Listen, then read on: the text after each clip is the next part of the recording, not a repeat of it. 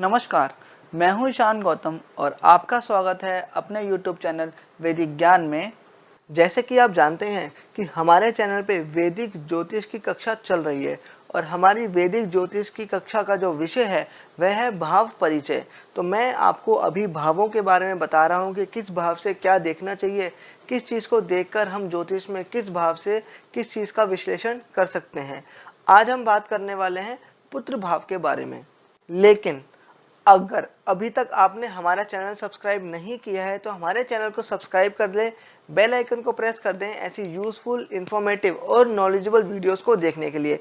देखिए दोस्तों, ये जो वीडियोस मैं बना रहा हूँ ये एक सीरीज़ है। अगर आप कोई भी वीडियो स्किप करेंगे तो आपको चीज़ें समझ में नहीं आएंगी। किसी वीडियो को अगर आप कंप्लीटली नहीं देखेंगे तो भी आपको समझ में नहीं आएंगी, क्योंकि ये एजुकेशनल पर्पस वीडियोस हैं, इंफॉर्मेटिव वीडियोस हैं। अगर आप कंप्लीटली नहीं देखेंगे तो आप समझ नहीं पाएंगे।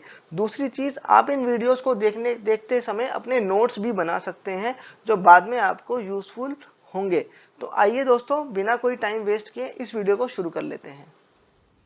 आज हम बात करने वाले हैं पुत्र भाव के बारे में। जी हाँ, ज्योतिष में पुत्र भाव किसे कहते हैं, पुत्र भाव से क्या क्या देख सकते हैं, ये मैं इस वीडियो में आपको विस्तार से बताने वाला हूँ। तो पुत्र भाव जो होता है उसे पंचम भाव को ही पुत्र भाव कहते हैं, 5th हाउस को पुत्र भाव कहा जाता है। और ये हमारी जो लगन कुंडली है इसमें जो ये भाव होता है ये होता है हमारा 5th हाउस, पंचम भाव, जिसको पुत्र भाव भी कहा जाता है। अगर हम किसी जातक की कुंडली का विश्लेषण कर रहे हैं तो हम पुत्र भाव को देखकर, पंचम भाव को देखकर किन किन बातों का पता लगा सकते हैं, किन किन बातों के बारे में बता सकते हैं, किन किन बातों का आकलन और विश्लेषण कर सकते हैं, वह मैं आपको इस वीडियो में बताने वाला हूँ। तो क्योंकि इस भाव का नाम पुत्र भाव है तो इससे आप समझ गए होंगे कि पुत्र के बारे में यानी संतान के बारे में हम इस भाव से पता लगा सकते हैं। इस भाव को देखकर हम बता सकते हैं कि जातक की कितनी संतान होंगी, ठीक है। और उन संतान से, उन पुत्रों से या पुत्रियों से, पुत्र और पुत्री दोनों ही हिस्से देखे जाते हैं। ऐसा नहीं कि सिर्फ पुत्र ही देखा जाता है, क्योंकि पुत्र को ही बेसिक संतान में काउंट किया जाता है, इसलिए हम इसे पुत्र भाव कहते हैं। पर ऐसा नहीं है कि सिर्फ पुत्र ही देख सकते हैं, पुत्री नहीं देख सकते, तो ऐसा कुछ नहीं है।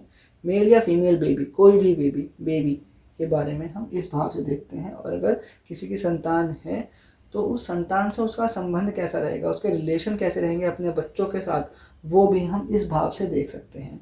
मैंने आपको पिछली वीडियो में 3rd हाउस के बारे में, तृतीय भाव के बारे में बताया था। तो अगर आपको याद है कि तृतीय भाव को क्या कहा जाता है ज्योतिष में, जैसे हम पंचम को पुत्र भाव कहते हैं, वैसे ही तृतीय भाव को, 3rd हाउस को हम क्या बोलते हैं, अगर आपको पता है तो कमेंट सेक्शन में लिख के हमको ज़रूर बताइए। और अगर आपको नहीं पता है और आपको जानना है, सीखना है कि तृतीय भाव को, 3rd हाउस को क्या कहते हैं ज्योतिष में, डिस्क्रिप्शन में मैंने उसका लिंक दिया हुआ है और ऊपर आई आइकन में भी उस वीडियो का लिंक है, वहाँ जाके आप उसको चेकआउट कर सकते हैं। तो आते हैं वापस अपनी वीडियो पे कि हमने यह भी सीखा कि पंचम भाव ये वाला भाव होता है, इसे पुत्र भाव कहते हैं और इससे हम पुत्र के बारे में और पुत्र सुख के बारे में हम इसे जान सकते हैं। इसके अलावा हम हायर एजुकेशन के बारे में भी इस भाव से जान सकते हैं, जिसे जैसे 12th के बाद की जो एजुकेशन होती है, चाहे वो ग्रेजुएशन ही क्यों ना हो, पोस्ट ग्रेजुएशन हो, मास्टर्स हो, डॉक्टरेट हो, अगली जितनी भी पढ़ाई होती है वो 5th हाउस से ही देखी जाती है। क्यों देखी जाती है?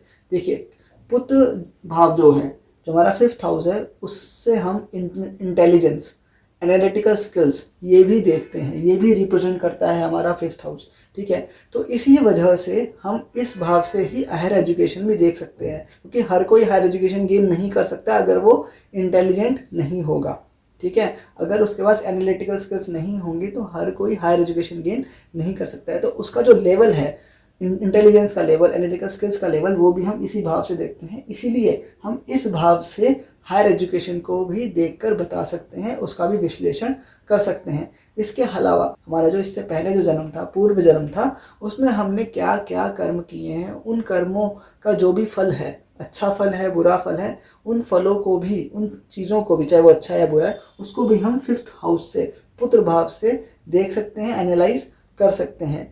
इसके साथ साथ ये जो भाव होता है ये बहुत महत्वपूर्ण भाव होता है, क्योंकि ये बहुत पॉजिटिव, बहुत सकारात्मक भाव होता है कुंडली का, ठीक है। तो इसे बहुत स्ट्रॉन्ग हाउस बोले जाते हैं, बहुत प्योर हाउस बोलते हैं, बहुत पॉजिटिव हाउसेस बोलते हैं ज्योतिष में इस हाउस को। और इसी साथ साथ मैं आपको यही बता देता हूँ कि हमारी जो फिजिकल बॉडी होती है उसमें किस पार्ट को, जो फिफ्थ हाउस है, रिप्रेजेंट करता है। देखो हमारा जो स्टमक होता है उसको फिफ्थ हाउस रिप्रेजेंट करता है, ठीक है। तो हमने देखा कि हमारी लगन कुंडली में फिफ्थ हाउस से हम क्या क्या देख सकते हैं, क्या क्या एनालाइज कर सकते हैं, और फिजिकल बॉडी में स्टमक ऐसा पार्ट है जो हम फिफ्थ हाउस से देख के आकलन कर सकते हैं। अगर आपको हमारी वीडियो पसंद आई हो तो लाइक ज़रूर करना, आपका लाइक हमारे लिए मोटिवेशन है। और अगर कोई आपको डाउट है या कोई चीज़ समझ में नहीं आई है तो आप कमेंट करके हमसे पूछ सकते हैं। इस वीडियो के लिए इतना ही दोस्तों, थैंक यू सो मच, मिलते हैं अगली वीडियो में। Thank you guys.